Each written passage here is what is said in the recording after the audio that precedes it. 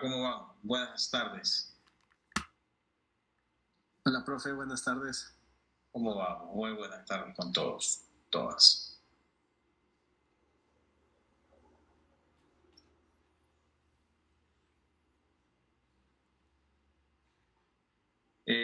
Comenzaremos por esta clase con el derecho a la privacidad y a la protección de datos. Entonces, el derecho a la privacidad está no solo consagrado en algunas leyes, está consagrado en la Constitución de la República del Ecuador. Todas las personas tenemos derecho a la privacidad, que en determinados momentos nos las pueden conculcar como lo han hecho con los estados de excepción, sí, pero en el que con honradas excepciones, ¿no? No se puede violentar el domicilio, la correspondencia, las cosas privadas. Hay cosas que no pueden salir por nada del mundo, pero lo hacen.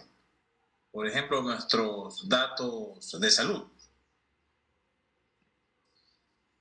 nuestros datos de filiación, nuestros datos del sigilo bancario, pero se hace, lo hacen. Ahora que está tan de moda que han reventado todas las seguridades de muchas instituciones públicas. Por favor, prendemos la pantalla a las compañeras. Solo hay una sola persona que ha escrito. Gracias.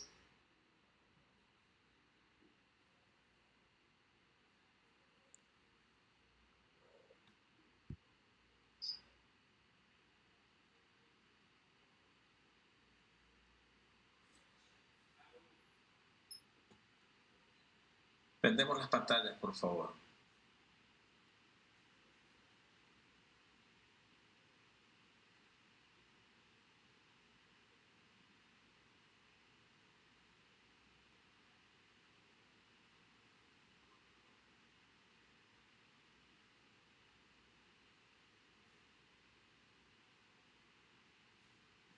Ok, Karina, faltan 2 personas. Bien, entonces nosotros tenemos que tener en cuenta, por favor, las otras 2 personas que prendan las pantallas o que escriban en el chat, por favor. Entonces nosotros tenemos que tener en cuenta que los datos, el derecho a la privacidad y a la protección de datos es un derecho constitucional. Es un derecho de rango constitucional. Y existen también dentro de los ecosistemas digitales contemporáneos, también existen el derecho a la privacidad. ¿Y quiénes son los llamados a proteger nuestros datos? Lo que nosotros tenemos son las empresas que usan con nuestros datos, pero todos sabemos que hay un tráfico indiscriminado de datos. No podemos tapar el sol con un dedo, no nos podemos hacer chiquitos, pese a que ellos ponen en las políticas de privacidad que ningún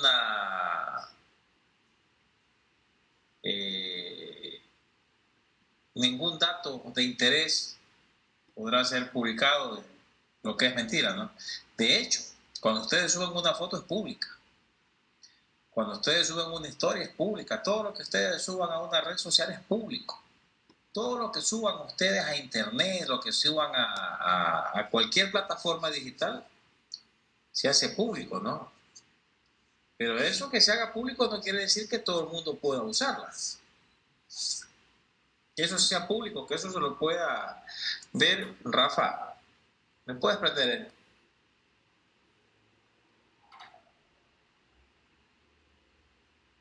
Entonces tenemos que tener en cuenta eso.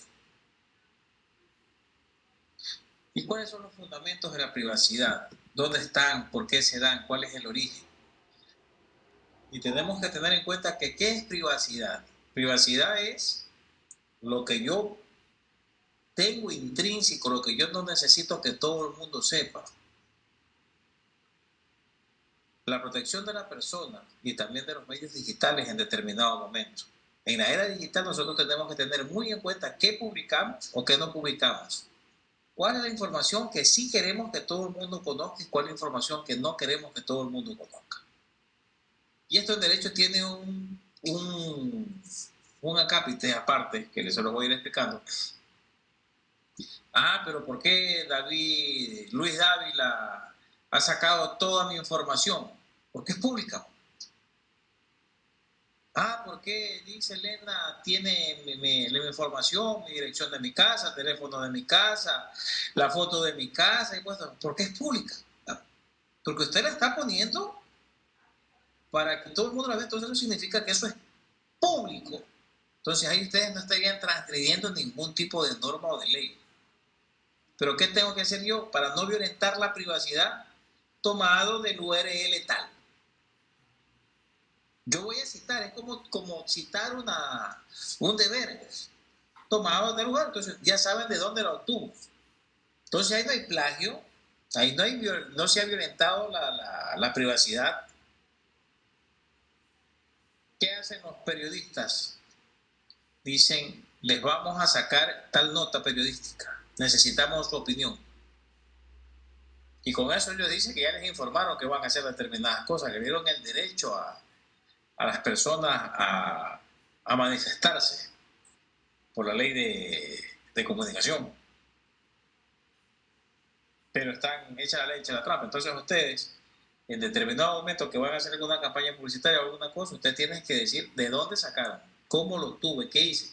¿Por qué? Porque el derecho a la privacidad es un derecho fundamental, es un derecho constitucional. Y así como nosotros no nos pueden entrar a nuestra privacidad, nosotros no podemos entrar al derecho de otras personas.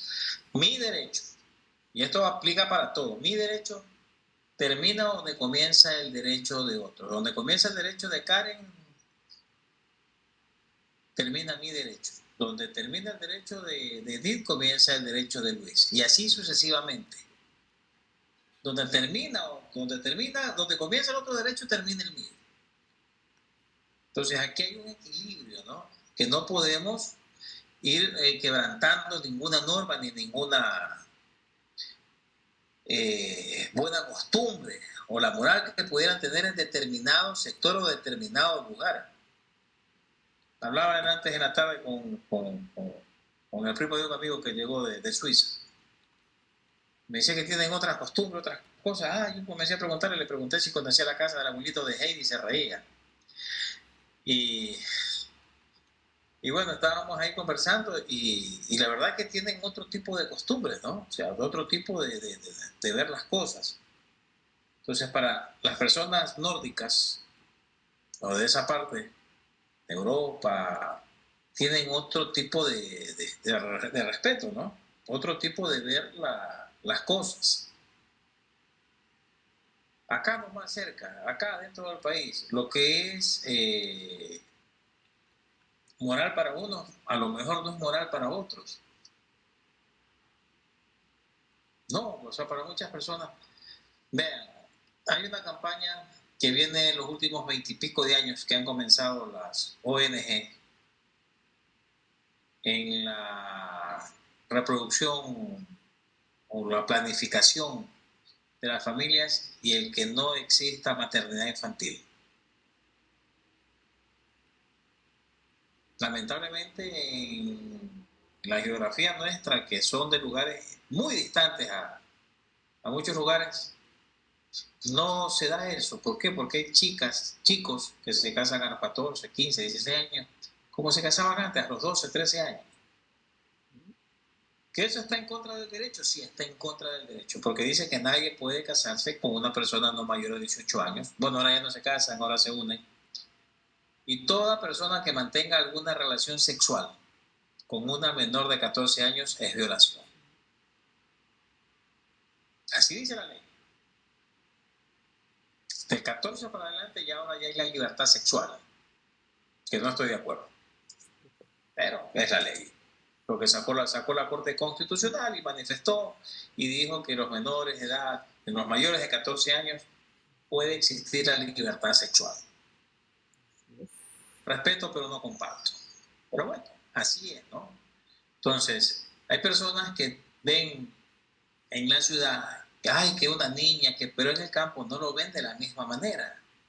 Vean, sin romantizar las cosas, lamentablemente en nuestros campos, en nuestros lugares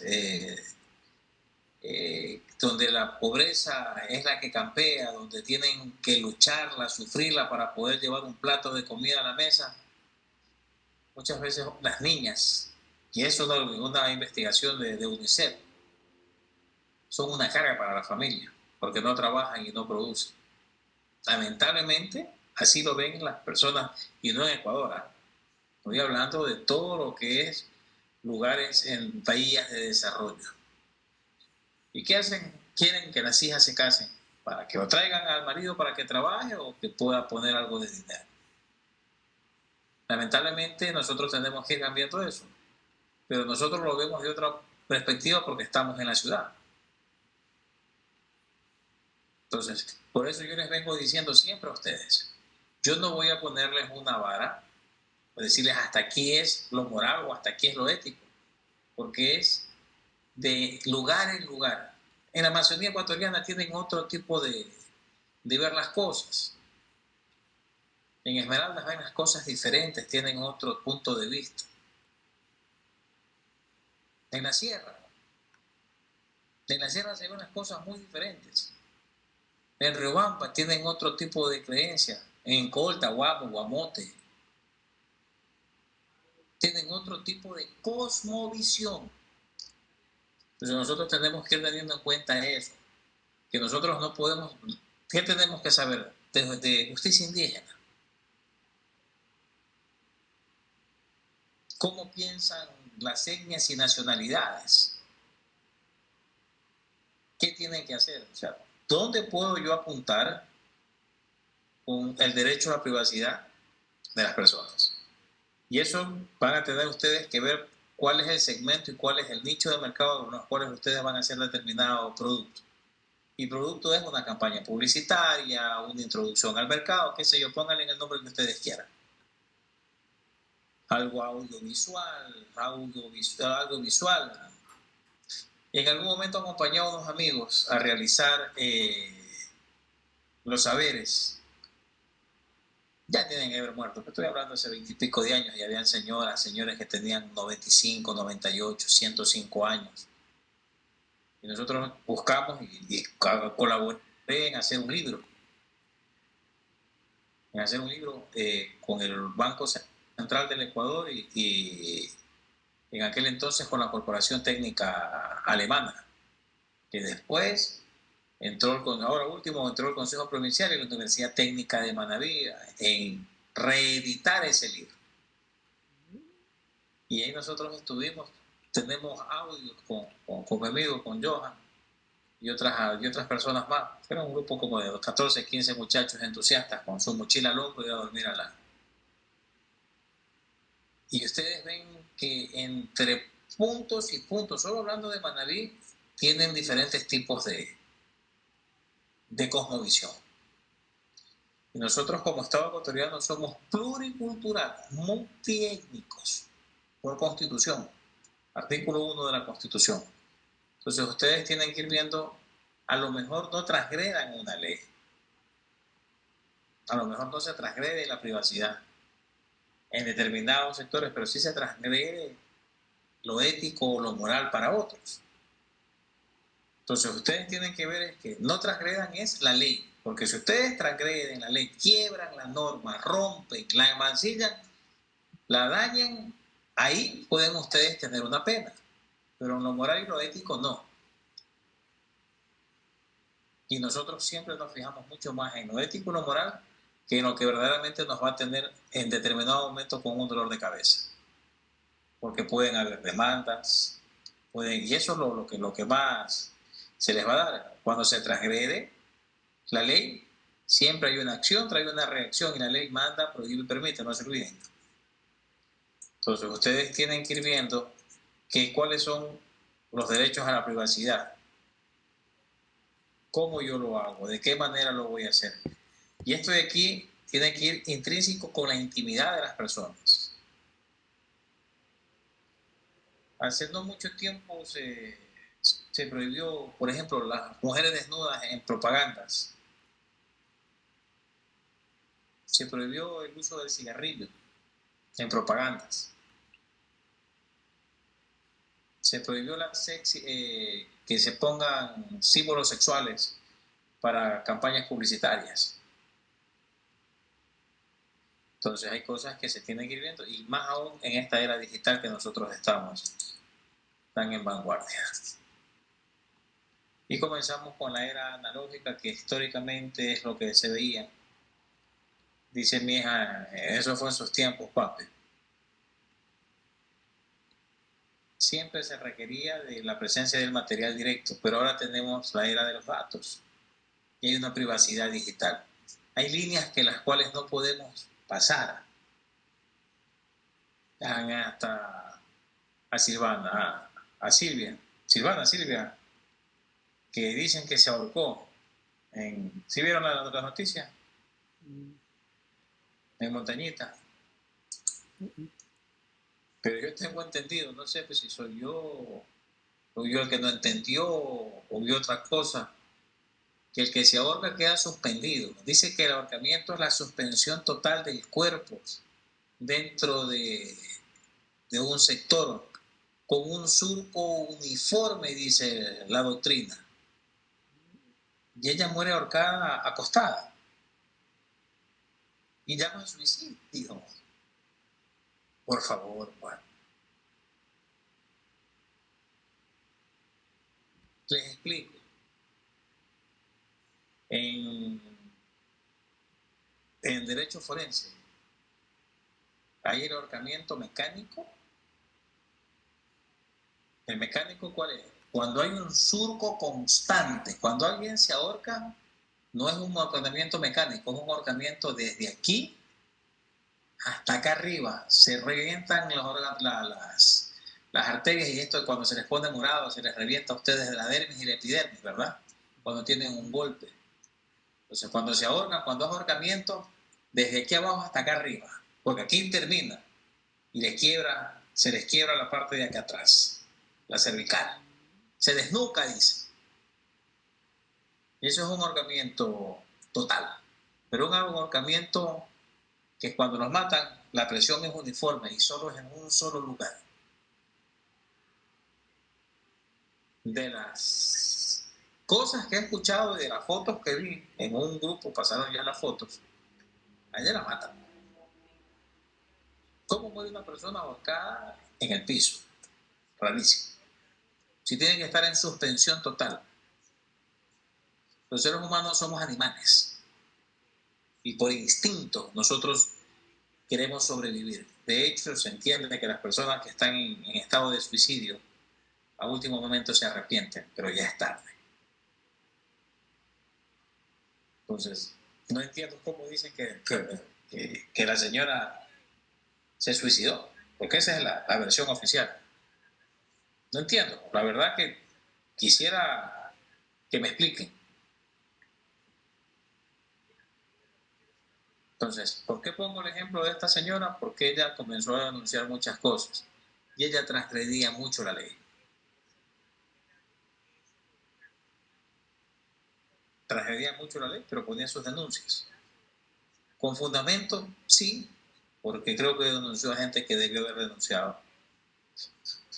Por eso se ganó muchos problemas. Medios de comunicación tienen cualquier cantidad de pedidos de rectificación. ¿Pero por qué pasa eso? Porque cuando hacen alguna entrevista o hacen algo, sacan del contexto, lo sacan, mutilan y solo ponen, sí dijo eso, pero una parte, pero no se ve el conjunto. Así mismo es cuando ustedes pueden hacer algún producto.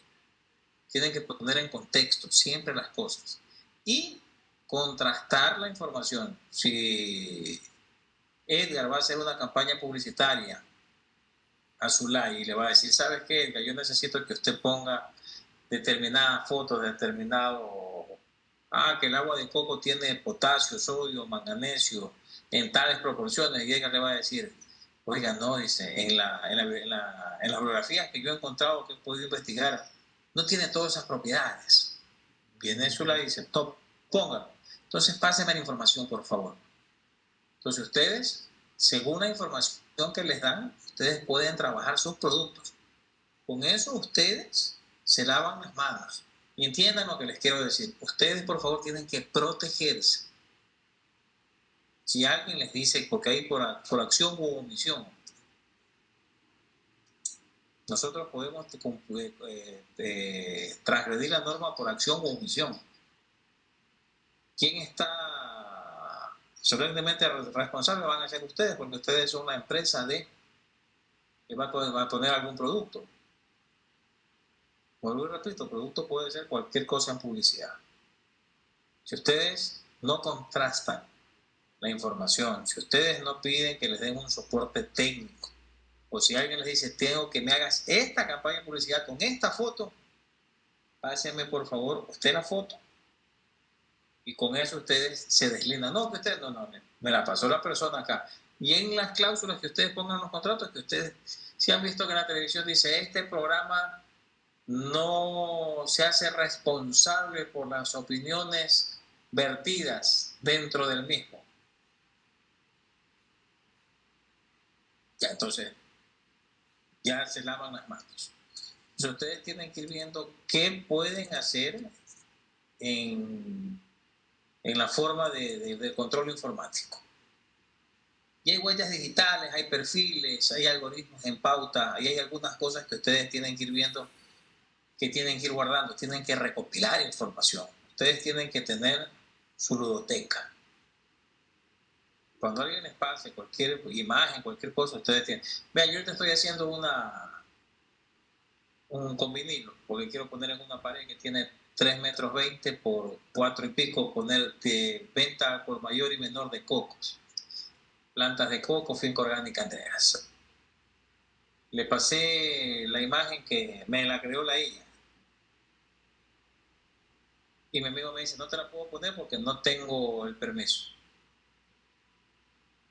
Tuvo que trabajar sobre esa imagen, me dijo, voy a decirle al diseñador gráfico que trabaje sobre esa imagen y saque otra muy parecida para que no tengas problemas. Y ya dale, no tengo ningún inconveniente. Que quiero ya patentar mi finca orgánica Andreas. Y no lo he hecho, porque todavía no salgo al mercado aún. Y no creo que otro tenga 3 hijas Andreas como yo, ¿no? Y que tenga una finca y que sea orgánica. O sea, creo que la he buscado y no hay. Entonces, por eso no lo he patentado aún. Pero nosotros tenemos que ir teniendo en cuenta que las huellas digitales siempre, sí o sí, ustedes tienen que guardarlas. ¿Y qué son los URL? Cuando hay una huella de tal correo electrónico, llega y ponen el correo electrónico tal URL. Y guárdenlos. Así los borren, ustedes siempre van a tener cómo defenderse. Y hay 3 pilares fundamentales que se tienen: la privacidad, la intimidad y la protección de datos. Tienen que ir siempre teniendo en cuenta que estos pilares, y un pilar es una columna sobre la cual se asientan determinadas cosas.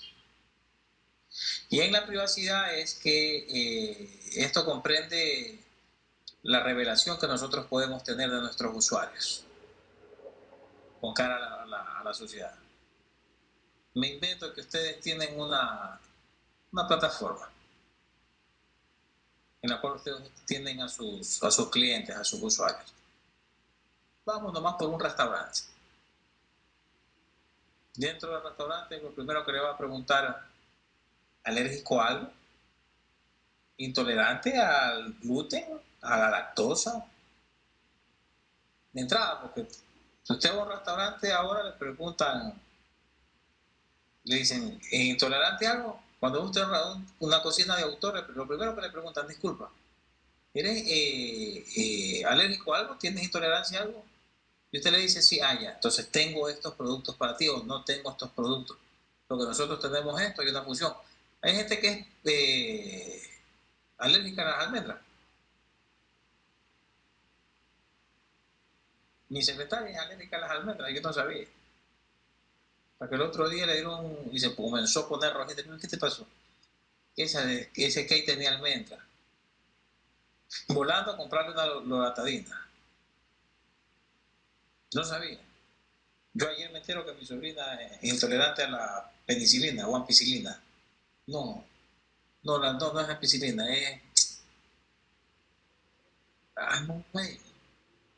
Mi mujer me dijo ayer, y se me fue, miren, ya me estoy poniendo viejo, me olvido las cosas. Silocaína a las anestesias. Yo ayer me entero que mi sobrina no sabía.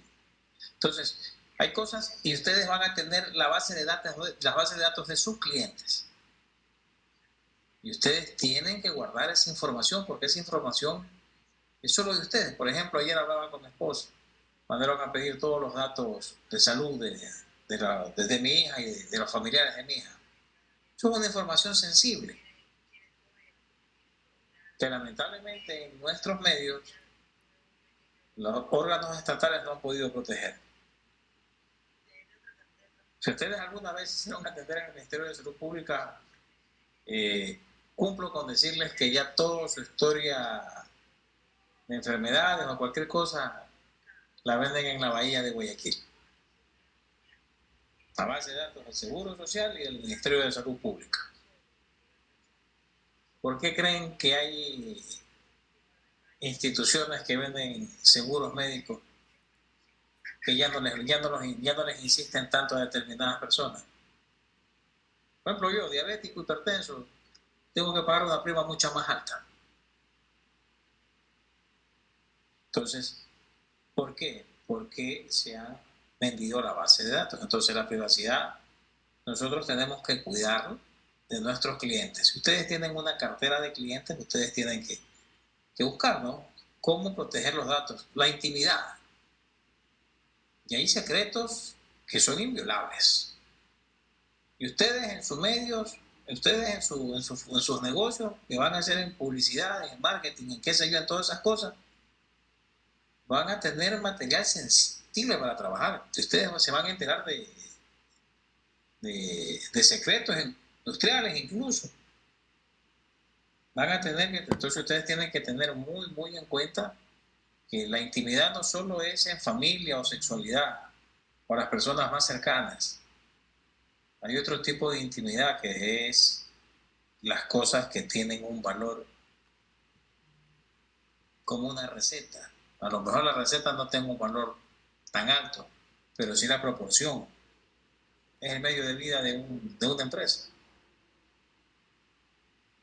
Sherwin Williams le quitó la fórmula para pintar los Boeings a una empresa noruega o de Inglaterra, no me recuerdo bien.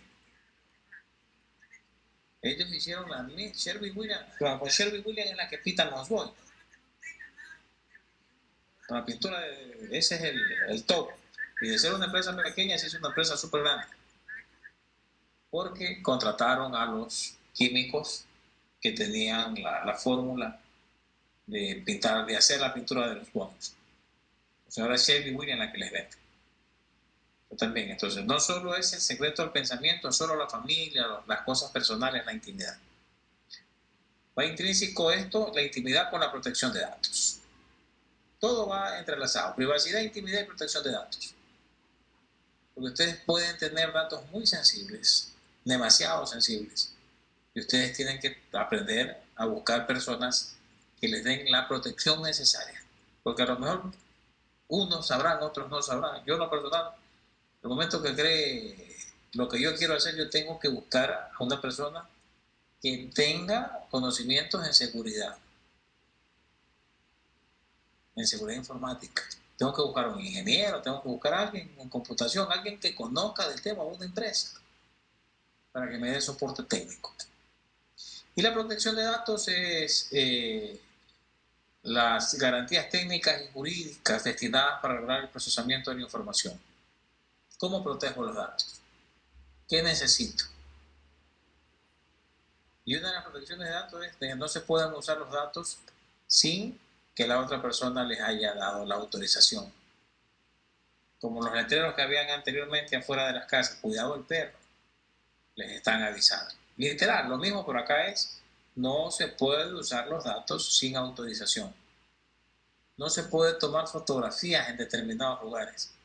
En los cines ya no dejan entrar, cuando son estrenos, no dejan entrar con cámara. ¿Preguntas?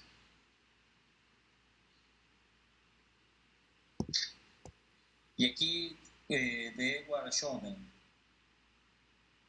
Y dice argumentar que no te importa el derecho a la privacidad porque no tienes nada que ocultar. No es diferente a decir que no te importa la libre expresión porque no tienes nada que decir. Argumentar que no te importa el derecho a la privacidad porque no tienes nada que ocultar no es diferente a decir que no te importa la libertad de expresión porque no tienes nada que decir. No importa lo que les decía. El derecho mío termina donde comienza el derecho ajeno. Nosotros tenemos que defender con nuestra vida el derecho de las otras personas. Y esa es la importancia de proteger. La importancia que nosotros tenemos de proteger las cosas, de proteger la privacidad. Hay uno de acción poética que la cucaracha por pelear con la hormiga votó que sí al pesticida. E incluso los grillos murieron por haber votado nulo. Entonces nosotros tenemos que tener en cuenta que siempre vamos a tener que luchar por el derecho de la privacidad y por los derechos de las otras personas. Así nosotros no nos sentamos identificados con ese segmento social. Porque ahí viene la tolerancia. ¿Se acuerdan que cuando nosotros vimos el artículo 11 de la Constitución, que se los leí al comienzo? Que todos somos iguales, que nadie puede ser discriminado, que los derechos se prosiguen por cada una de las partes, que hay el derecho a la salud, que nadie puede ser discriminado por su etnia, por su raza, por su condición política, por su condición de vida, por su condición sexual. Es esto, es un derecho que tenemos. Quiten privacidad y el resto son todos derechos. ¿Cuál es el rol que tenemos que tener como profesionales del SPAN, Manuel Félix López? Y nosotros acá en la carrera de marketing tenemos y se asume un reto de formar líderes comerciales con vanguardia ética jurídica. Vuelvo y repito. No voy a decirles que es ético y que no. Son ustedes los que tienen que ir viendo que sí y que no. Pero ético es lo que está en la retina de todas las personas. No se ve ético que alguien le pegue a un anciano. No se ve ético que alguien no les dé el asiento a una persona de la tercera edad, mujeres con niños, embarazadas, personas con alguna discapacidad. No sé, a mí me enseñaron eso, pero yo veo que ni siquiera para dejarlos cruzar la calle se permiten un poco de tiempo. Entonces hay cosas que se han ido perdiendo valores. Se han perdido muchos valores. Entonces nosotros tenemos que ir viendo qué es ético. Y no es otra cosa que lo que no me gustaría que no me hagan a mí. Nosotros tenemos que tener en cuenta que a nivel nacional nosotros tenemos que diseñar campañas comerciales que respeten los derechos digitales de los consumidores y así darle un valor agregado a las marcas que nosotros vayamos a tener. Vamos a reducir las cosas de spam y vamos a las operaciones blindadas frente a auditorías. En determinado momento, vean, si ustedes no se protegen, si ustedes no toman las precauciones del caso en hacer determinado trabajo, los que van a tener problemas son ustedes. Y ya saben que lo que tienen que hacer, tienen que ir guardando toda la información que les den, que se las envíen ¿a dónde? A un correo electrónico. Tomen este pendrive. ¿Y usted cómo justifica que tal persona les entregó la información? ¿En derecho hablando? No sé. Y llega el momento que hay un problema. Usted no me ha dado nada. ¿Cómo? Sí, usted me dio la información. No, yo no le he dado nada. Usted me le entregó un pendrive. ¿Pendrive yo? No, si yo le estoy pagando, usted es el que sabe. Y se llaman los relajos. Pero cosas diferentes, si usted me mandó la información por medio del correo electrónico tal, el cual correo que nosotros lo tenemos como institución, si ustedes, cualquier cosa que vayan a hacer, dejen huellas y dejen huellas informáticas. Si yo voy a recibir una información por correo electrónico, que te lo entrego en tal pendrive, recibo el pendrive de tal persona, de tal característica, en el cual está esto y lo de acá. Hago una acta, entrega, recepción. En un disco de marca tal, de tal, donde se encuentra esto, lo abro, copio el código y lo pego. Señor, firme aquí, que he recibido. Como vayan a recibir algún abono, o como vayan a recibir el pago que ustedes pueden hacer a determinadas personas. Dejemos la informalidad. Dejemos la informalidad. Aquí hay que ir haciendo las cosas como se deben. Todo en derecho ustedes tienen que hacerlo las cosas paso a paso. Nosotros no podemos ponernos los zapatos si no nos hemos puesto primero las medias. Para llegar a un segundo piso tenemos que ir subiendo escalón por escalón. Entonces ustedes, por favor, señores estudiantes, cuando tengan en determinado momento que hacer cualquier cosa, un contrato, alguna cosa, si ustedes no tienen la suficiente experiencia, busquen a quien sí lo tenga. Y no hablo solo del derecho, eso se lo veo repitiendo siempre. Con eso nos evitamos problemas. Y nos evitamos muchos problemas. Demasiados. Hoy día salí un rato, pedí permiso en el trabajo, tuve que ir a mi amigo a que haga unas escrituras.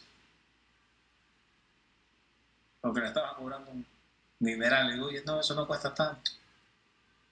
Vamos a contratar a una persona que se dedica a hacer escrituras. Una abogada. No me salió ni por la mitad. Pero a quien contraten es alguien que sepa, que tenga conocimiento. Porque el otro le estaba cobrando hasta por encender la computadora. Bueno, todos tenemos que cobrar nuestro trabajo, pero tampoco demasiado. Entonces, siempre, por favor, busquen ustedes, por favor, busquen a determinadas personas que les colaboren. Y ahora sí vamos a comenzar, dijo un amigo, lo que es el verdadero derecho. Entonces, que aquí comenzamos ya con un marco normativo. ¿Y qué es un marco normativo? Un marco es una cosa cuadrada y la normativa es el artículo, que no me puedo salir de eso. Aquí está, de eso no puedo salir, tengo que hacerlo taxativamente, tajantemente como dice la norma. Yo no puedo interpretar la norma. Lo único que puede interpretar la norma son los asambleístas, que son los que han hecho la norma. Y se interpreta una norma según la génesis de la norma. ¿Por qué la crearon? ¿Cuál fue la génesis? ¿Por qué se hizo determinada norma? ¿Por qué dijeron que dentro del Ecuador es un país multiétnico, plurinacional? Entonces ellos recogieron todas las cosmovisiones en el artículo 1. ¿Qué pusieron? Que es un país católico y que tiene libre albedrío, o sea, tiene infinidad de creencias religiosas. ¿Pero por qué lo hicieron? Porque se reunieron un sinnúmero de iglesias, sectas, reuniones, pónganle el nombre que ustedes quieran. Y dijeron, nosotros también queremos constar dentro de la Constitución. Entonces esa es la génesis, el por qué se hizo algo. Todo artículo, toda norma tiene un porqué. No es porque se escuchó bonito. Bueno, la Constitución sí la hicieron en Montecristi, discutieron una y los españoles hicieron otra. Y no es mentira. No es mentira. Yo trabajé en la Constituyente. Y fue verdad, fue verídico. En un piso del Hotel Oro Verde que se tenía arrendado estaban los españoles. ¿Cómo fumaban marihuana esos tipos? Y fueron así, no es mentira. Y fueron los que le dieron a la Constitución la viabilidad, la semántica, la ortografía, cómo leerlo. Cuéntame, Edgar. Profe, tengo una inquietud justo que estamos hablando de leyes, constituciones y esas cuestiones. A mí me inquieta mucho saber cómo es la estructura realmente de las leyes indígenas. O sea, porque yo como soy de originario de Otavalo, entonces sí he ¿Ya? escuchado varias cosas que, por ejemplo, ahí también impera la corrupción, diría, porque hay muchas personas que han forzado que se los juzgue por medio de esa ley para evadir la ley normal. Entonces, eso quisiera saber, o sea, ¿cómo funciona? Porque si es así, es como que Ecuador tiene dos leyes, o sea, la cabeza se me vuelve algo contradictorio. Mira, 50 y pico de la Constitución está eso. Déjame buscarla. 56, 50 y 60, por ahí tiene que estar. Para hablarte con Constitución, si esta es. Mira, ¿qué nos dice la Constitución, la justicia indígena? Nosotros somos un país multiétnico, pluricultural, multinacional. Somos la unión de distintas etnias. Y una la segunda etnia es la indígena. Entonces, hay lugares donde, así mismo como en el oriente ecuatoriano, les dieron sectores donde no impera la justicia común. Y eso es por la Declaración de los Derechos Humanos del Hombre. Desde hace muchos, muchos años. Aquí está. 56, mira, años que no leía esto. Dice los derechos de las comunidades, pueblos y nacionalidades. Las comunidades, pueblos y nacionalidades indígenas del pueblo afroecuatoriano, el pueblo montú y las comunidades forman parte del Estado ecuatoriano único e indivisible. Y aquí comienza. Se reconoce y garantiza a las comunas, comunidades, pueblos y nacionalidades indígenas de conformidad con la Constitución y los pactos, convenios, declaraciones y demás instrumentos internacionales de derechos humanos los siguientes derechos colectivos. 1. Mantener, desarrollar y fortalecer libremente su identidad, sentido de pertenencia, tradiciones ancestrales y formas de organizaciones sociales. Ahí comienza la justicia indígena, las organizaciones sociales. Entonces, si nos vamos a la justicia indígena, dentro de cada una de las jurisdicciones, en determinado lugar, existen lo que existía antes, que aquí se perdió, como los jueces de paz, las personas que son más antiguas, los líderes. Entonces a ellos se les consultaba cómo se tiene que hacer determinada cosa, ¿no? No robar, no mentir, no ser ocioso. ¿Cierto? Entonces por ahí comienza la cosmovisión indígena. Entonces la cosmovisión indígena dice que las personas no tienen que estar detenidas, sino que tienen que resarcir el daño que hicieron. Por eso alguien que le quita la vida a alguien tiene que ir a trabajar para la comunidad y a mantener a los hijos de la persona que falleció. Si le robó, tendrá que ir a trabajar y determinado tiempo para que le resarza. En la justicia ordinaria no. Se fue preso y la otra persona le ponen una multa y si quiere pagar, paga y si no, no paga. Entonces hay cosas, pero hay gente que es vivísima, como tú dices, Edgar. Yo soy indígena. Y yo, para que me metan 20 años preso, prefiero que me metan la mamá de las palizas con agua helada y ortiga. Y me quiere pegar usted también, venga. No me van a matar porque no los pueden matar. Yo no me voy preso 5, 10 años, 15 años. Entonces hay gente que dice que hace su autodeterminación. No nos vayamos muy lejos, pero el alcalde, no me acuerdo de dónde es, se declaró mujer. De Pujilí, profe. De Pujilí, ¿no? Sí. Ya sabía que lo iba. Pero bien, o sea, vivo. Y no fue él, tiene que haber sido el abogado. Mijo, te quieres preso, te van a hacer vaya a una cárcel de mujeres. Y sé que lo tienen empeñado ya. Hay mujeres también. En La Roca lo tienen. Ah, dice que ese hombre le meten palo. Hay mujeres que no, ustedes ni se imaginan. Las cosas bien aberrantes. Entonces, ¿qué dijo? Declárate mujer. Fue y sacó una cédula de mujeres. Yo también hiciera lo mismo, si supiera que me van a meter preso. Ya, me voy preso. Me declaro mujer, ya después digo, me equivoqué, pónganme en otra vez que soy hombre. Se lo pueden hacer. Entonces, que hay gente que es muy viva, gente que está muy hábil. Si no, me someto a la justicia indígena. De hecho, ya hay justicia indígena en Guayaquil. 1/3 de la población del Guayas es indígena. ¿Sí sabían eso? Casi 1/3 de la población del Guayas es indígena. Porque en el Guayas la confluencia de todas las personas, porque el tren llegaba, ¿no? ¿Y qué hacía la gente? ¿Qué ha pasado en todo el tiempo de la humanidad? Donde han existido pueblos de desarrollo, ha comenzado a confluir gente de todos lados, de todos lugares. De todos lugares. Y la gente que es de la sierra ha sido más trabajadora.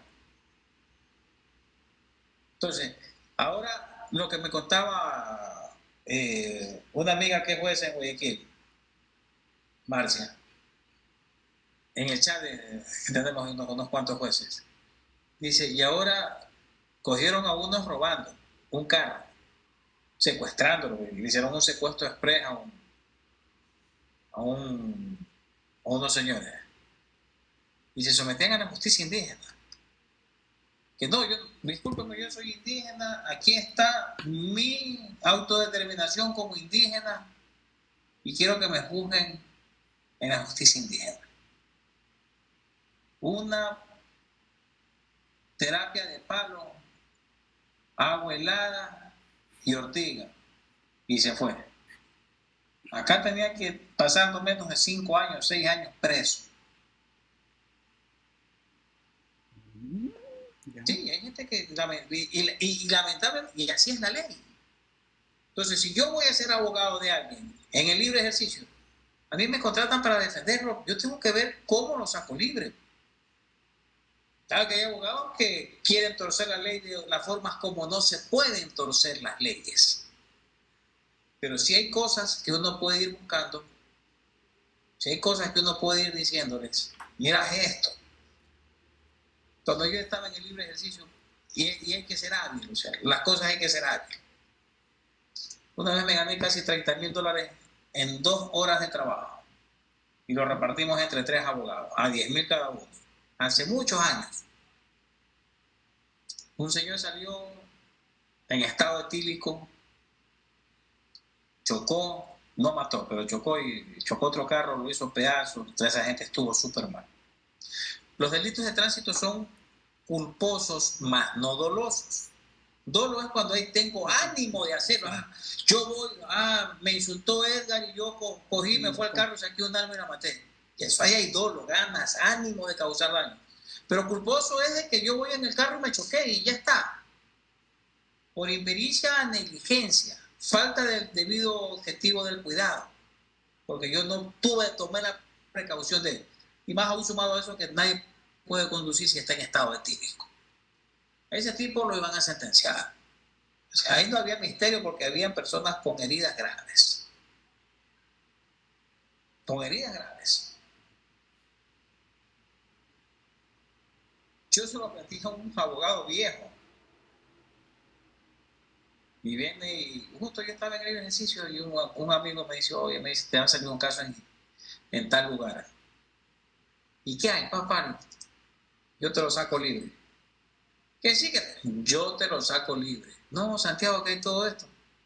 Y estaba la familia, le cobro $30,000, pero yo se lo saco libre. La plata no me la dé a mí ni la tengo usted, désela a un notario. Seguro, seguro. Si no sale, no me paga. Igual su familiar está jodido. Necesito que usted me dé algo de dinero. Necesito unos $3,000 y quiero que... Y ya no hay problema, vamos. Fui y compré un compresor. Me fui a una ferretería y compré un compresor. Le regalé $1,000 al que cuidaba el carro y le puse aire a la llanta del carro y le exploté. ¡Bum! Y le hice hacer el peritaje que si la llanta del carro se había roto por explosión o por golpe. Y por explosión se revientan las lonas o el alambre desde adentro por mucha presión. ¿Es caso fortuito fuerza mayor? Es un caso fortuito fuerza mayor. Lo saqué libre. Las otras personas se recuperaron, les pagamos. Vea, esta clase, tienen ustedes en determinado momento algún accidente, algún familiar, hagan esto. Esto no se los va a enseñar nadie.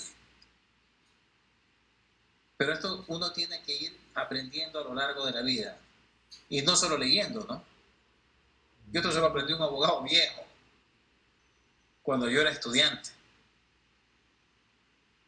En algún momento fue a hacer algo, ¿no? Y se dio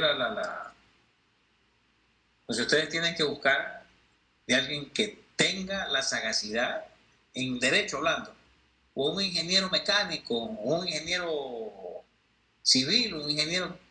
Hay cosas que se pueden acortar los tiempos de las cosas, pero con conocimiento. En todo lo que ustedes sepan, ustedes van a tener que comenzar a coger atajos en su profesión. Y lo van a tener que hacer porque es un negocio. La vida es un negocio. Es un negocio. Les guste o no, ustedes están en un negocio. Entonces, por eso les digo decir, yo no les voy a decir que es ético, que es justo, que es moral, porque no. Porque sí, no transgredir la norma. Salió libre el joven. No, ni joven, porque tenía mucho dinero, ¿no? Era un funcionario público de alto nivel. Políticamente lo estaban jodiendo. Pagaron lo que tenían que pagar. En ese entonces el fiscal le estaba pidiendo $100,000 por dejarlo libre, ni siquiera por no acusarlo. Un caso súper alto. Y vean que les estoy hablando de hace 17 años, 16 años atrás. Era harta plata. Salió libre, creo que pagó $20,000 a las otras personas, les compró el carro, cómprales el carro. Vaya familiar, vaya, paguele las curaciones. Sáquenlos de ahí, métanlo al que estuvo más mal, lo sacaron, lo llevaron en ambulancia a Manta, a una clínica. Bueno, el señor gastó $20,000 más o menos en todas esas cosas y 30, 50,000. Pero lo solucionó. Pero ahora, regresando a lo que la pregunta de la justicia indígena, hay cosas que yo tampoco acepto, por ejemplo. Hay vejámenes. Se hizo circo. Cuéntame, Karen. Abogado, disculpe que lo interrumpa, pero ya son las 7 y no ha tomado la asistencia. Sí, me di cuenta, faltaban 2 minutos. Vamos a tomarlo ahorita rapidito. Gracias, Karen. No. Me pueden interrumpir las veces que ustedes quieran. No me vuelvo a pedir disculpas. Interrumpan. Estamos aquí en un conversatorio más que clase. A ver, ¿dónde estamos? Acá.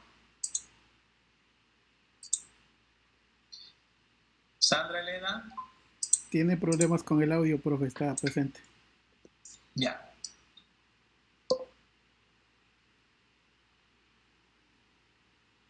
Melissa. Buenas noches, presente. Luis Alberto. Presente, profe. José Luis. Presente. Selena, sí está. Presente. Lisbeth. Presente. Tatiana Belén. Presente. Cindy Dayana. Presente. Josué. Presente. Mercedes. Andrés, Estefanía. Edgar, sí está. Roxana. Presente, buenas noches.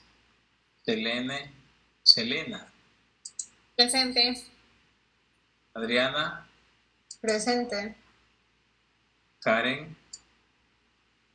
Elizabeth. Presente. Yamilet. Ay, vieron que se cambió. Presente.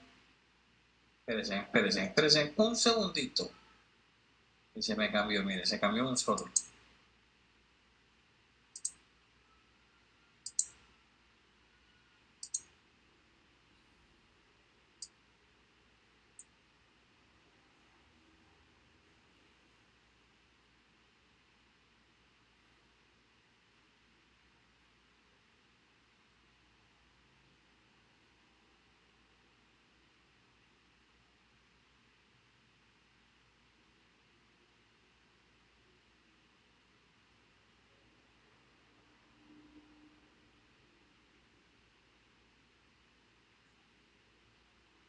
Es tanto, ¿verdad?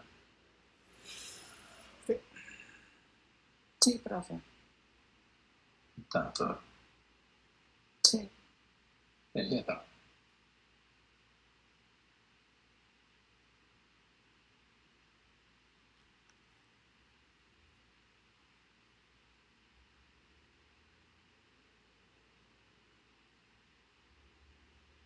Voy a poner la asistencia a todos nuevamente. Ya está.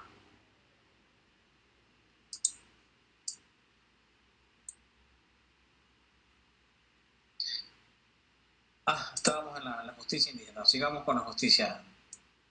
Entonces, tenemos que tener en cuenta que hay personas que muy vivos se hacen pasar por indígenas, cuando no lo son, pero dice la ley, lo que yo crea que sea la etnia que yo sienta, de esa etnia soy yo. Pero usted no es afrodescendiente. Me considero nieto de Mandela. ¿Cuál es el problema? Soy un afrodescendiente. Tengo amigos que se creen princesitas de Navidad y no lo son. Y no le discuten. Acá es legal una autodeterminación. Entonces nosotros tenemos que tener en cuenta que las comunidades indígenas, y aquí comienza a conservarlo, aquí es donde está, aquí es. Esto es lo que quieren. Entonces comienzan desde ahí, ¿no? Entonces comienzan el reconocimiento y reparación y resarcimiento a las colectividades afectadas por racismo, xenofobia y otras condiciones de intolerancia y discriminación. 4. Conservar la propiedad imprescriptible de sus tierras comunitarias, que serán inalienables, inembargables e indivisibles. Esas tierras estarán exentas del pago de tasas e impuestos. Excelente. Pero no se cumple. Los terratenientes son los dueños de las comunas. Hay comunas. Hay asentamientos que son los terratenientes los dueños. Aunque no lo crean, aún estamos en el tiempo del Guasicum. Solo cambiaron de feudales.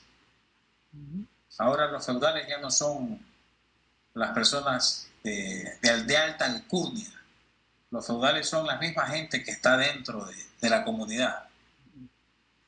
Como decía Facundo Cabral, los nuevos ricos son aquellos que eran pobres igual que nosotros, con la diferencia que ahora ellos aprendieron a explotarnos. Facundo. Entonces, ahora existen nuevas formas de explotación.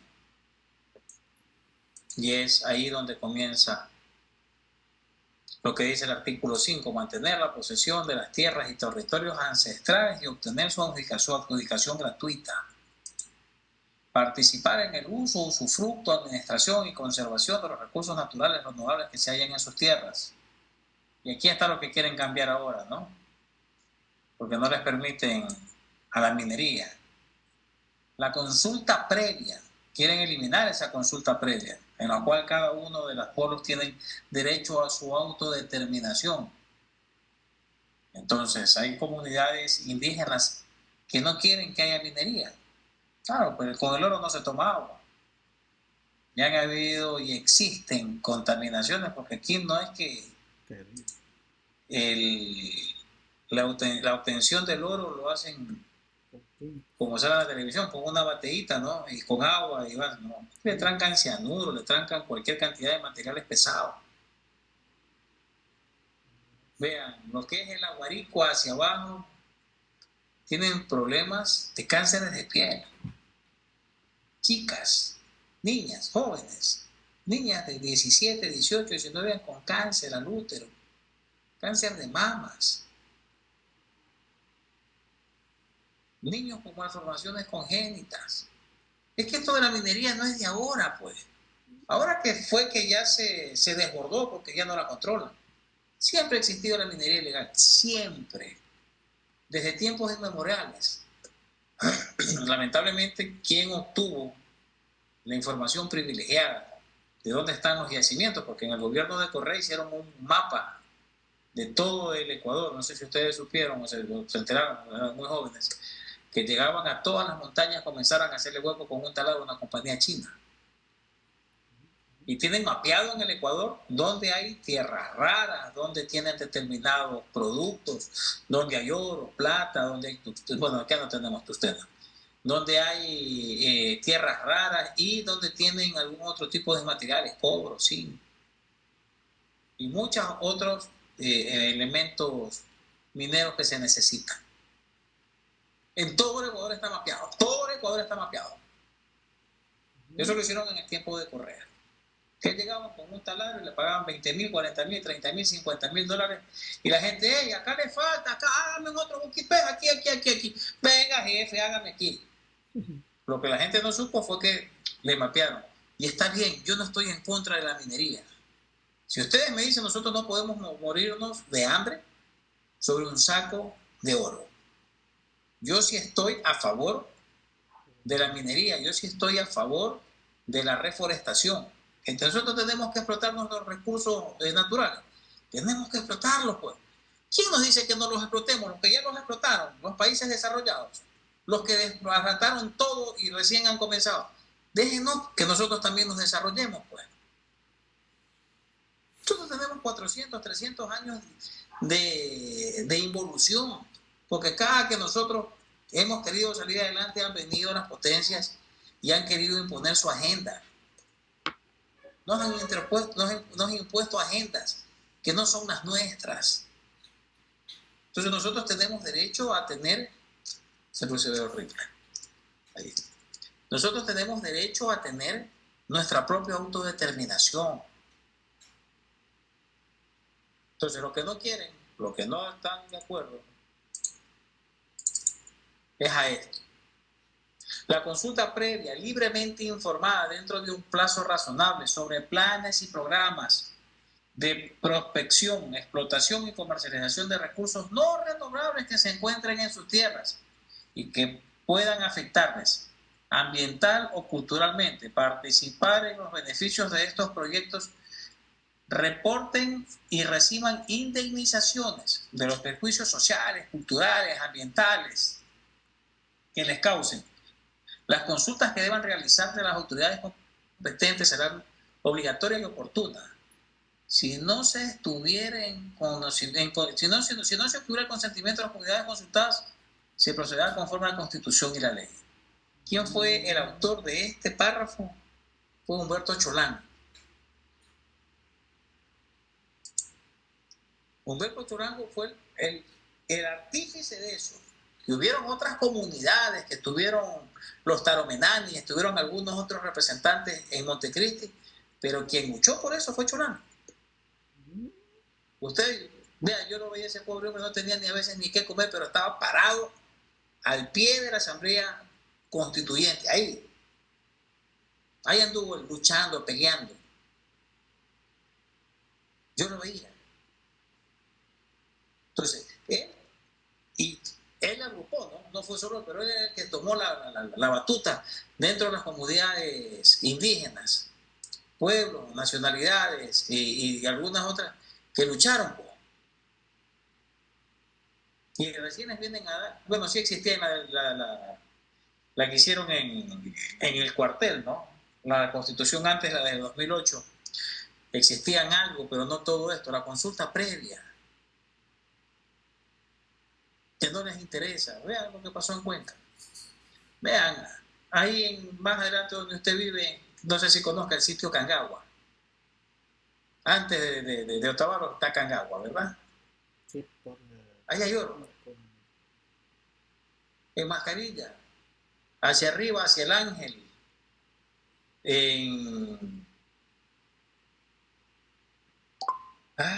¿cómo se llama esta parte de Buenos Aires? Es conocido por eso. Buenos Aires.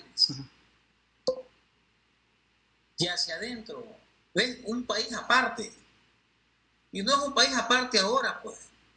Yo era muchacho, yo andaba vagando, yo me acuerdo, pues mi familia es de Cayame, Pedro Moncayo, La Esperanza, Tabacundo, Tupigachi. Ahí tenemos las plantaciones de rosas. Entonces yo desde hace muchos años, yo de muchacho iba para allá porque mis abuelos son de La Esperanza. Desde La Esperanza es mi bisabuelo, Francisco Salazar, y Mercedes Erazo, la mamá de mi papá. Hija de Camila, bisnieta de Camilo Erazo, que luchó con Juan José Flores cuando libertaron el Ecuador, cuando nos separamos de la Gran Colombia, un general español. Entonces, de ahí vienen, le dieron en botín de guerra a los Erazo, a Camilo Erazo, le dieron en Cayambe, de La Esperanza, Cayambe, y todos esos sectores le dieron como botín de guerra, y al otro le dieron a Camilo Erazo, no, a Gregorio Erazo, le dieron en San José de Minas. Hay unas mujeres igualitas a una tía, que nadie la quiere mi tía por metida. Son igualitas, y yo siempre jodo que no puedo haber tantas mujeres parecidas como mi tía. Se ríen. Bueno, entonces, todo ese sector, todo eso para allá arriba, que no valía nada. Hace 35, 40 años, esas tierras no valían. Porque la floricultura es que le cambió la vida a todos los sectores que eran tierras que no servían para nada. Absolutamente para nada. Por ahí para sembrar cualquier cosa porque el tipo de tierra no les daba. Porque es una tierra súper pobre. Con nutrientes, con cambios. Eso es lo que con algunas cosas han mejorado para poder poner la floricultura. Y comenzaron fue con clavel. Cuando les cayó el fusario, tuvieron que cambiarse las rosas a las baradas. Entonces todo eso para allá, todo eso de la zona de Imbabura, de todo ese sector, hay oro para tirar para el cielo. Y ese es el problema, que no están respetando a las comunidades. Si usted ha visto a la gente de ahí, que es la gente que se ha hecho rica, no. Porque esa gente no tiene plata para poder contratar un tractor, una volqueta, poner dinamita para comenzar a hacer la exploración. No, no tienen. Son gente de otro lado que se van. ¿Y qué han hecho con las concesiones mineras? No puede ser posible.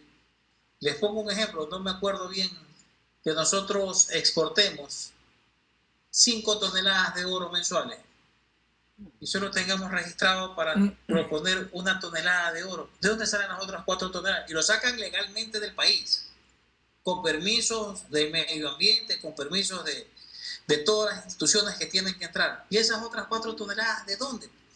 Digo, ¿no? ¿Cómo lo sacan? ¿Cómo hacen los permisos? ¿Cómo hacen todas esas cosas? Pero nadie dice nada. Y el problema es que nos están matando.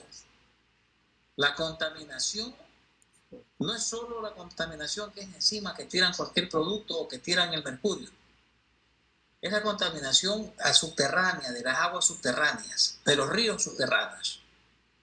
Un río subterráneo recorre 70, 80, 100 kilómetros y va llevando todos esos materiales. Los floriformes, cuando se hacen acá en la campiña Manavitas, se hace pozos de agua. Entonces, si ustedes tienen una poza séptica, no solo es en la poza séptica, contamina todo alrededor. Y hay muchos más floriformes en un pozo de agua que en el río. Hay más contaminación en un pozo de agua que en el propio río, porque el agua del río corre. En el pozo está ahí. Tiene el agua subterránea, que se recoge todo alrededor. Entonces, si regresamos a la pregunta de Edgar, lamentablemente en nuestro medio la justicia indígena sí es valedera, es muy buena. La concepción, la idea, cómo lo hicieron y por qué lo hicieron es muy buena. Que hay gente que se aprovecha también, sí es verdad. Se aprovechan y se seguirán aprovechando de cosas que no deben. Yo sí no estoy de acuerdo con los flagelos, pero dicen que les purifican el alma. Y hay gente que sí deben de purificar el alma un poquito más, ¿no? Pero si ustedes se dan cuenta, en su gran mayoría, el indígena no es ladrón. La gente indígena es trabajadora. Y los que se han hecho ladrones son los que viven en Guayaquil, que ya se criaron con otra cosmovisión, de otra forma, de otro. Yo estaba haciendo, tengo un amigo que está haciendo el PhD en psicología. Nosotros hemos comenzado a hacer, todo el mundo apunta a sancionar a un agresor. Nosotros estamos trabajando en por qué el agresor agrede y cómo podemos tratar al agresor. Nadie ha visto la génesis del problema, de dónde comienza el problema de las agresiones intrafamiliares. Todo el mundo se ha ido al final ya a reparar el daño, pero nadie ha hecho un estudio del por qué determinan determinadas cosas. Y ahí nosotros comenzamos a ver la cosmovisión de sectores, porque se dividimos la investigación en algunos sectores con Jonathan. Y dentro de esos sectores que se veían, lamentablemente, el exceso de consumo de alcohol, porque hay que decir las cosas como son, de los grupos de quintiles de pobreza, hacen que agredan mucho más dentro de las familias. Pero si nos pusimos a ver nosotros de las personas que habían sido sentenciadas por delitos, más no por contravenciones, es pocas las personas de la etnia indígena que han sido sentenciadas por robo, por asesinato, por tráfico. Han sido sentenciadas por cosas menores. Y esa es la diferencia. Entonces nosotros sí tenemos que regresar a ver en algún momento al campo. Vean, jóvenes del campo que no tienen un futuro prometedor. Delinquen. Les guste o no, los cinturones de miseria que se forman dentro de las ciudades los obligan a sobrevivir. En el campo tienen una gallina, siembran lo que quieran. Si es aquí en la costa, yuca, plátano, frijol, agua, frijol de palo, tienen cualquier cosa. Karina, cuénteme. Profesor, con respecto a lo que usted dice de los indígenas y su baja tasa de delincuencial, o sea, es verdad, también leí por ahí que la nación que más ha robado son los ingleses, los británicos. Dicen que ellos son los ladrones más grandes de todo el mundo, que entraron a todos lados a querer gobernar, mataron gente. Exacto, eso también lo leí. Aún, por ejemplo, en Estados Unidos casi ya no existen indígenas porque toda esa gente la desaparecieron. En Australia, otra vez algo así leí en algún lado, que en Inglaterra los nativos americanos son los que han robado más en todo el mundo. Y siguen robando. Los dueños del mundo son los ingleses, secundados por es que judíos no hay.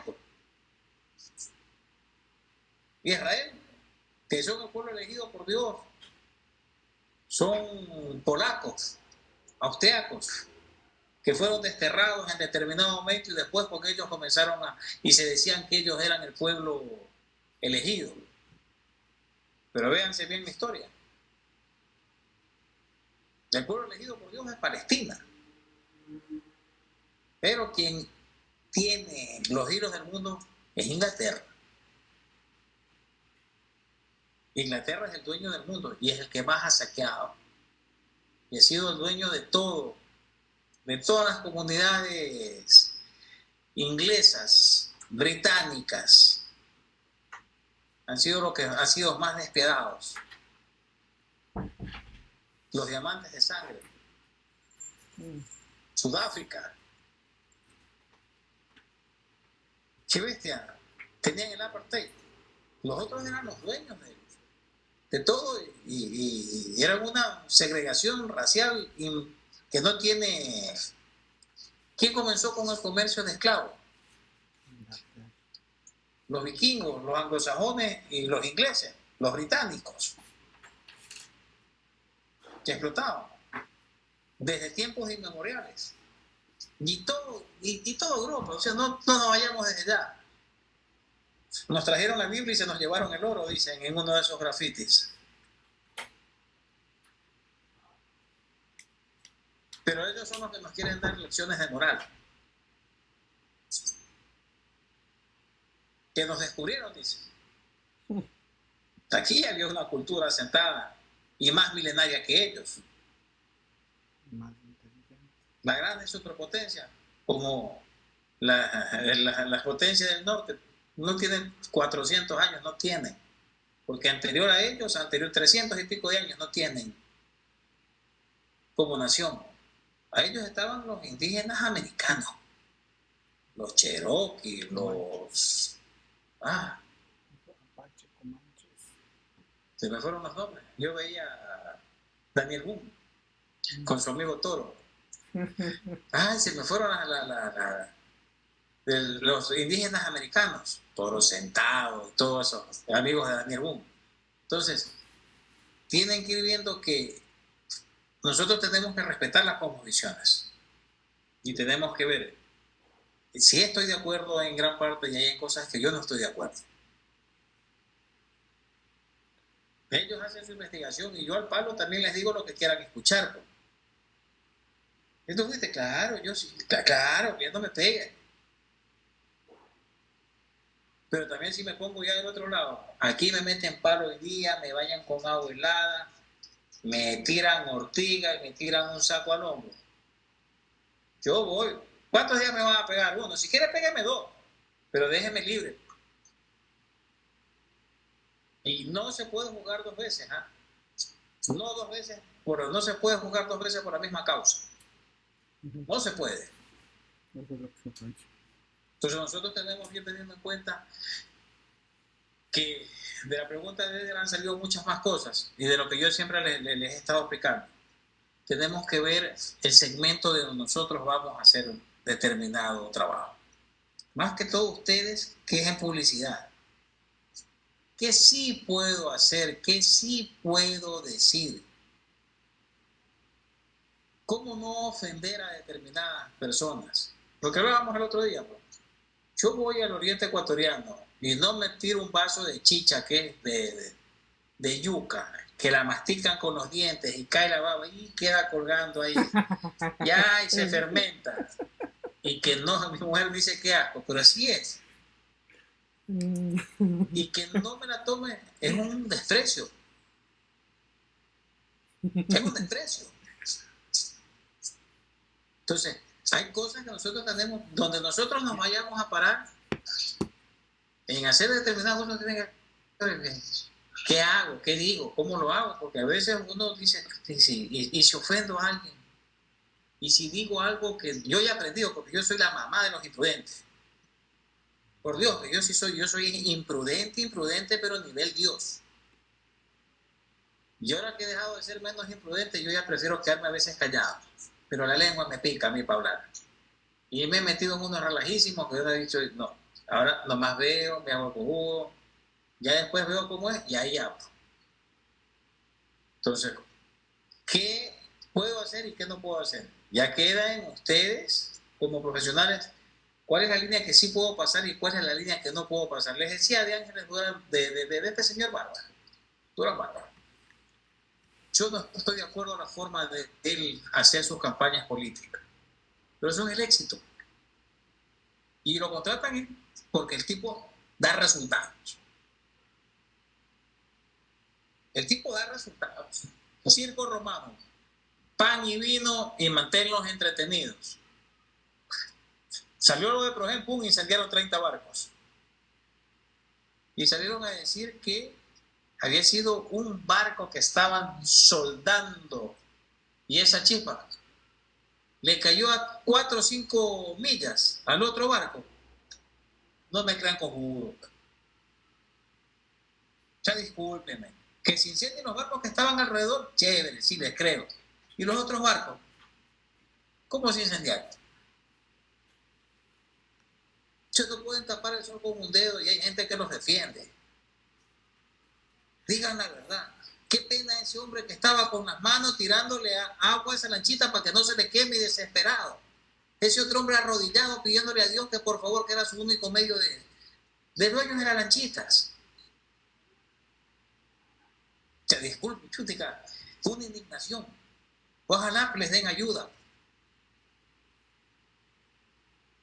Hablan de no menos de directa o indirecta, directamente no menos de 3.000 personas, directas de las lanchas que se quemaron, y no menos de 15.000 personas indirectas afectadas, 21.000 personas. Directas 6.000, indirectas 15.000, no menos de esas personas.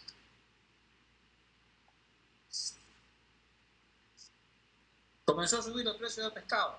Yo fui el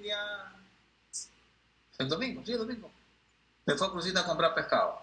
Yo le compro a Colorado, que ya me entrega el pescado limpiecito, empacado al vacío y congelado.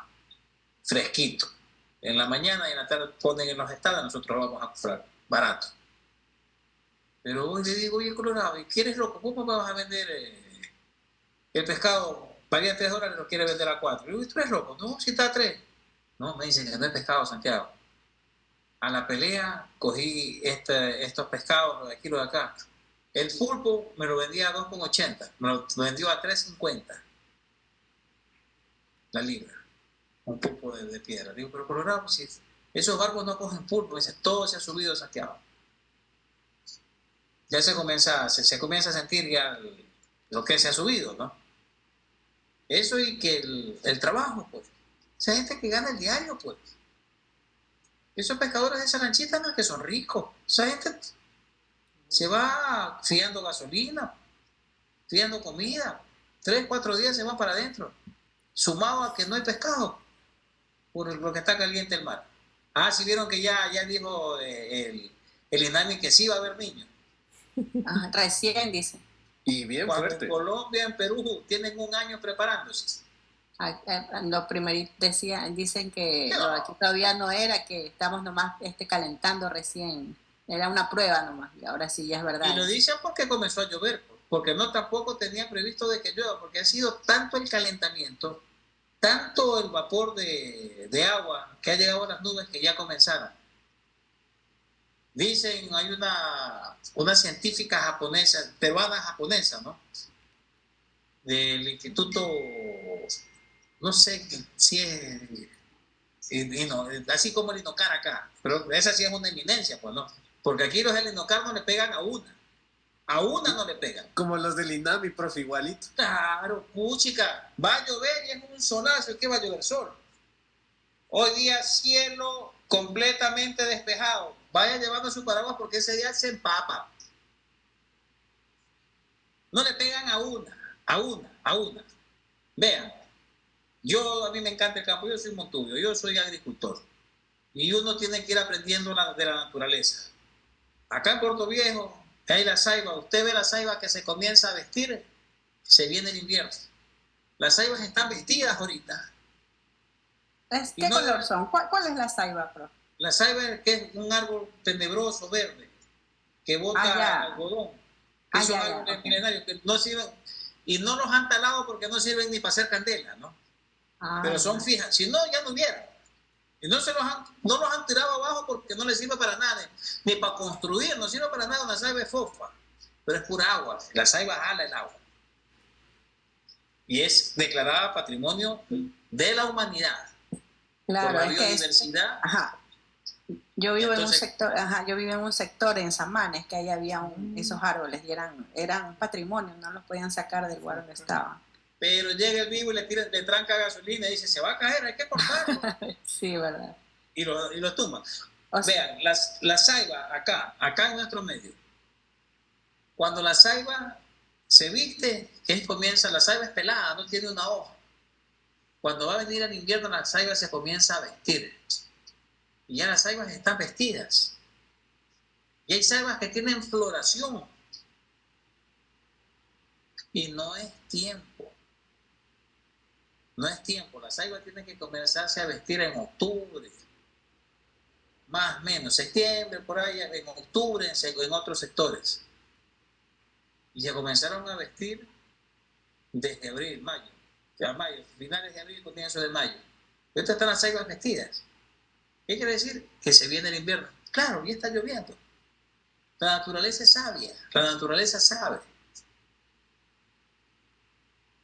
Si ustedes ven los animales que comienzan las ardillas están en trabaja y trabaja. Yo digo trabaja y trabaja porque andan dañando el coco, andan cogiendo el cacao, más que antes. ¿Por qué? Porque se viene el invierno y tienen que guardar provisiones. ¿Verdad? Sí. En la finca yo tengo venados. Tengo una manchita de venados. Dice Lionel que son 6, dice el otro de la finca de los lados que son 7. Otro dijo que eran 5, yo le dije que ya se había robado 2.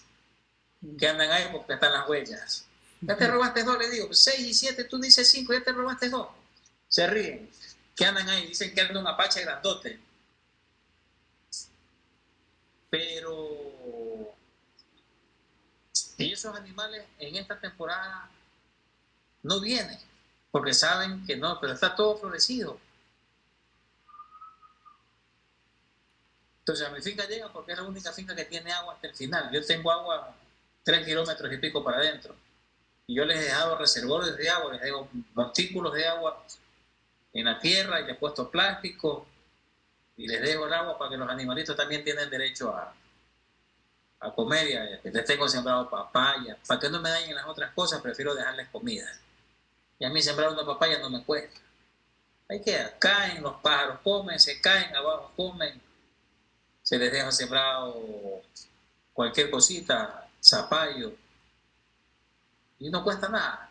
Entonces los animales no le dañan. Las ardillas, les tengo sembrado cacao para las ardillas, les tengo cerezos, árboles de cerezos que he sembrado para atrás. Estoy sembrando ovo para que coman las ardillas, para que no me dañen el coco, porque la ardilla es traviesa. Y está bien que se cojan un coco, pero cogen, lo hacen hueco y lo botan y tumban todos los cocos y no se comen ninguno. Y los dañan. Entonces yo prefiero les dejo comida. Hay que coman, ahí les siembro papaya, les siembro lo que haya. Ya los animalitos también tienen derecho a comer. Entonces, no le han pegado a una. El INAMI no le va a pegar. Yo no sé cuándo le hayan pegado. Instituto Geográfico Militar fue el primero en salir y decir sí, hay fenómeno. Ellos dijeron que sí hay fenómeno del niño. Lo que no dicen es todo lo que va a causar. Me contaba mi compadre que para la zona de Quinindé, para adentro, para Las Villegas, llovió 8 horas. 8 horas. Habla así. Compadre, decía. La gente era asustada que querían salirse de la fábrica porque estaba lloviendo. Se caía el cielo. Como allá trabajan en la fábrica, tienen que trabajar hasta que termine la producción. Tienen que entregar. Se caía el cielo. Entonces, hay cosas que se vienen y se viene duro el invierno. Guarden provisiones desde ahora, antes que sigan subiendo. Se viene durísimo. Como no se imaginan, como nunca. El fenómeno del niño más fuerte de los últimos 300 años. Y esto no es el terremoto en Indonesia, fue. Filipinas, 8.2. No es casualidad. Y no hay, es que no va allá en Perú ya hasta comenzó a llover. En Perú está lloviendo duro. Ya eso me decía, el jueves sale un compadre mío, se va a Bolivia en moto. Dice, tú estás gordo, cuidado. Alguna cosa, de todas maneras. Me dice, no, mija, dice, ya voy a llevar un tubo de la camioneta que le cambié. Cualquier cosa lo inflo y le meto a la moto y que no se me que quede flotando y el amarro. La verdad, se van 5 amigos, hasta aquí 5. A Bolivia se van a ir en moto. Digo, gordo, cuidado, le digo, por allá ya está lloviendo. Alguna vez. No, aquí llevo un tubo, ¿verdad? Tiene el tubo, lo tienen dobladito, bien bonito. Una bomba y ha comprado una soga. Solo para cualquier cosa amarrar la moto y no se la lleve. Si aquí la dejo, cuando más se moja, después la seco. Pero se viene duro. Bueno, jóvenes, vamos a dar por concluir esta clase. Muchas gracias por estar. Tengan un excelente resto de la noche. Un abrazo para ustedes. Bendiciones. Gracias, profe. Gracias, Buenas profe. noches. Buenas noches. Buenas noches. Pasen muy bien. Recording stopped.